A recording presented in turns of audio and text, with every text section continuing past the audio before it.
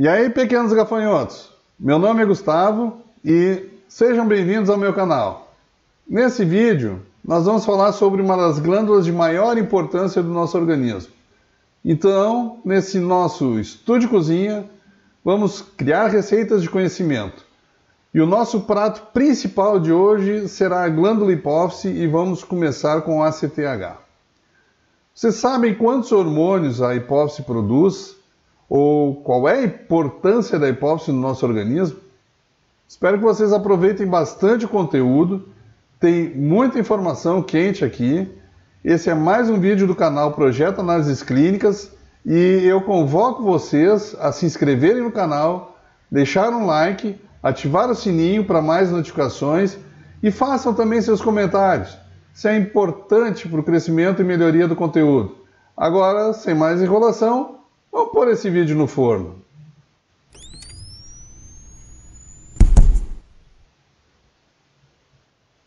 Então, jovens iniciantes a Jedis da endocrinologia, como eu comentei no vídeo anterior, o mundo da endocrinologia que nos é apresentado em livros, tratados, é muito extenso e, devido a isso, os hormônios hipofisários vão ser apresentados em vídeos individuais. Nesse aqui a gente vai iniciar com ACTH, ou hormônio adrenocorticotrófico, ou ainda cortrosina, quando a gente fala na forma medicamentosa. Vamos falar um pouco da biossíntese desse hormônio. O ACTH, ele é um hormônio peptídico com 39 aminoácidos. Todos os peptídeos corticotropina relacionados são derivados de uma clivagem proteolítica seletiva de um produto de expressão comum que é denominado de pró-óprio-melanocortina. A pró-óprio-melanocortina é uma glicoproteína com aproximadamente uns 31 mil Daltons. De acordo com os produtos de secreção, nas células corticotrópicas ocorre a clivagem da PONC em ACTH, mais um fragmento carboxy terminal denominado de beta-lipotropina e também um glicopeptídeo amino terminal com 131 aminoácidos. Ainda nas mesmas células ocorre uma clivagem secundária da beta-lipotropina em gama-lipotropina e endorfina e do ACTH em hormônio estimulante dos melanócitos. E também o peptídeo do lobo intermediário semelhante à corticotropina, que a gente chama de CLIP. A maioria desses peptídeos é glicosilada e devido a essas porções de carboidratos, a gente vai ter uma coloração basofílica nos corticotrópicos quando a gente faz estudos histológicos. Embora esses fragmentos tenham sido formados, eles não são secretados exatamente como hormônios distintos no ser humano. A beta-lipotropina é um fragmento de 91 aminoácidos secretado pelo corticotrófico em quantidades equimolares do ACTH. O fragmento amino terminal da própria melanocortina também foi isolado e sequenciado os seus primeiros aminoácidos dessa sequência amino terminal e parece ser uma forma fisiologicamente relevante ao referido fragmento. Os níveis plasmáticos desse peptídeo, eles aumentam também em resposta ao estresse hipoglicêmico e podem ser um fator de crescimento da suprarrenal, potencializando a ação do ACTH sobre a esteroidogênese. Em relação ao conteúdo e secreção hormonal, a gente pode dizer para o ACTH que a hipófise humana contém cerca de 250 mg de ACTH, que é sintetizado e armazenado em células corticotrópicas. Se for feita a microscopia eletrônica, a gente vai ver que essas células possuem pouco retículo endoplasmático rugoso e grande quantidade de grânulos relativamente grandes para as células, né, que contém então esse hormônio. Porém, normalmente somente 25 a 50 microgramas de ACTH são secretados diariamente. O hormônio é rapidamente eliminado devido à sua meia-vida plasmática curta, e o córtex adrenal seletivamente remove apenas uma pequena porção do hormônio do plasma, sendo a maior parte degradada pelo fígado e rins. Porém, a excreção urinária do ACTH é relativamente desprezível. A secreção fisiológica do ACTH é mediada por influências neurais através de um complexo de hormônios, dos quais o mais importante é o hormônio de liberação da corticotropina, o CRH. O CRH estimula o ACTH de forma pulsátil. A ritmicidade diurna causa um pico antes do despertar e uma diminuição à medida que o dia progride. O ritmo diurno é um reflexo do controle neural e provoca a secreção diurna concordante de cortisol do córtex suprarrenal. Essa liberação episódica de ACTH é independente dos níveis circulantes de cortisol. Isso é, a magnitude do impulso de ACTH não se relaciona a níveis anteriores de cortisol plasmático. Um exemplo é a persistência do ritmo diurno em pacientes com insuficiência suprarrenal primária. Muitos estresses estimulam o ACTH, frequentemente suplantando a ritmicidade diurna normal. O estresse físico, emocional, químico, dor, traumatismo, hipóxia, hipoglicemia aguda, exposição ao frio, uma cirurgia, a depressão, tudo isso mostra estimular o ACTH e o cortisol. O aumento dos níveis de ACTH durante o estresse é mediado pelo ADH e também pelo CRH. Embora os níveis fisiológicos de cortisol não reduzam a resposta do ACTH ao estresse, se o indivíduo fizer ingestão de corticosteroides, ou seja, os corticosteroides exógenos em altas doses, certamente vão fazer essa supressão. O feedback negativo de cortisol e glicocorticoides sintéticos sobre a secreção do ACTH ocorre nos níveis hipotalâmico e hipofisário através de dois mecanismos. Um que a gente chama de feedback rápido, que é sensível à velocidade e alteração dos níveis de cortisol, e enquanto o outro é chamado de feedback lento, e é sensível ao nível absoluto do cortisol. Então, o primeiro mecanismo, feedback rápido, provavelmente não tem ação nuclear, ou seja, esse fenômeno ocorre rápido demais para ser explicado pela influência dos glicocorticoides sobre transcrição nuclear do RNA mensageiro específico responsável pelo ACTH.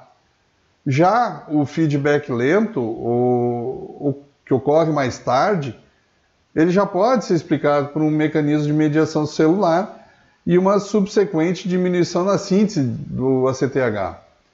Essa última forma de feedback negativo, ela é investigada através de testes clínicos de supressão com dexametasona. Além do feedback negativo dos glicocorticoides, o ACTH também inibe a sua própria secreção. E a isso a gente chama de feedback de alça curta. Bom, qual é a função do ACTH, Ele estimula a secreção dos glicocorticoides, dos mineralocorticoides e esteroides androgênicos do córtex suprarrenal. O ACTH se liga a receptores no córtex suprarrenal e provoca o que a gente chama de esteroidogênese, através de uma mediação do AMP cíclico. E o resultado final do aumento do AMP cíclico intracelular é a fosforilização de enzimas centrais e histonas, o que vai levar à ação biológica do hormônio. A esteroidogênese aumentada, induzida pelo ACTH, resulta na conversão inicial do colesterol em pregnenolona. O ACTH também estimula a síntese do RNA e a síntese de novas proteínas adrenais. Isso aumenta a atividade de síntese da célula adrenal e aumenta o peso também da glândula adrenal. O ACTH possui uma série de ações sobre tecidos extra-adrenais isolados. Ele promove a lipólise de células gordurosas e estimula a captação muscular de aminoácidos e glicose. O ACTH também estimula a célula beta-pancreática a secretar insulina e as células somatotróficas hipofisárias a secretar o hormônio do crescimento. Embora essas variadas ações extra-adrenais do ACTH atestem a versatilidade dessa molécula, elas não são significativas nos níveis fisiológicos normais. Porém, nos tumores secretores de ACTH, esses efeitos obviamente vão ser vistos. A hiperpigmentação é observada em estados de hipersecreção do ACTH, por exemplo, o hipercortisolismo secundário.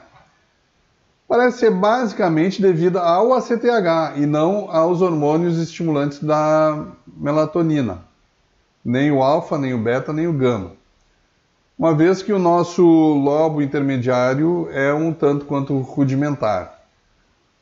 Os peptídeos do LPH, eles acumulam-se no soro de pacientes com uremia e também podem contribuir para a hiperpigmentação, que a gente nota frequentemente nos pacientes urêmicos.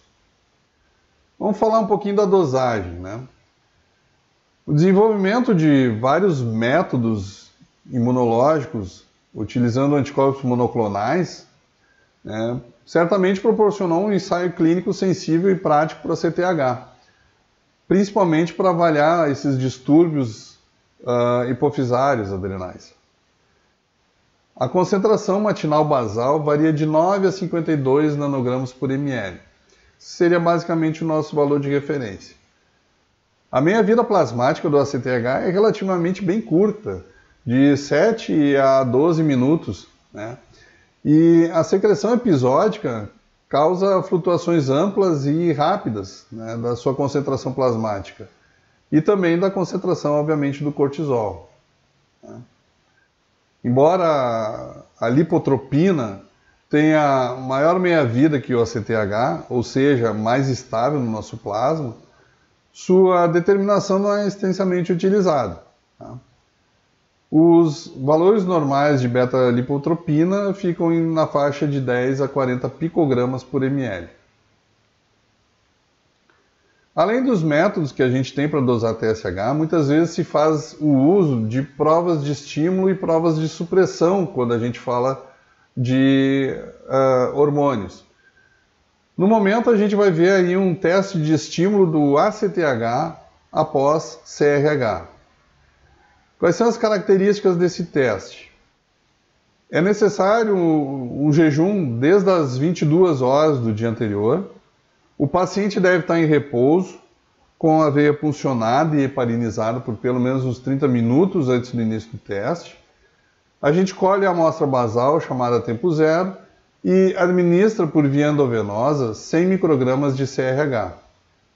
Aí faz as coletas dos tempos 30, 60, 90 e 120 e vai dosar a CTH. Esses tempos são padronizados para esse teste, mas se o médico quiser tempos diferentes, obviamente ele precisa informar. Em pacientes normais, como visto na linha azulada, obtém-se um aumento de 3 vezes os valores basais de ACTH próximo dos 30 minutos. Os pacientes com hiperplasia adrenal secundária, representado pela linha laranja, respondem com padrões semelhantes sobre seus níveis basais já elevados. Os pacientes com hiperplasia adrenal primária, devido a tumores adrenais, são mostrados ali na linha cinza e basicamente não tem alteração do ACTH em relação ao tempo zero. E pacientes com tumores ectópicos, produtores de ACTH, vistos ou mostrados pela linha amarela, possuem valores aumentados de ACTH e não apresentam resposta ao teste, porque eles se mantêm elevados independente do tempo. Bom, gente, não se esqueçam de se inscrever no canal, deixem aquele like joinha para encher meu coração de alegria, fiquem com Deus, permaneçam seguros e até um próximo vídeo.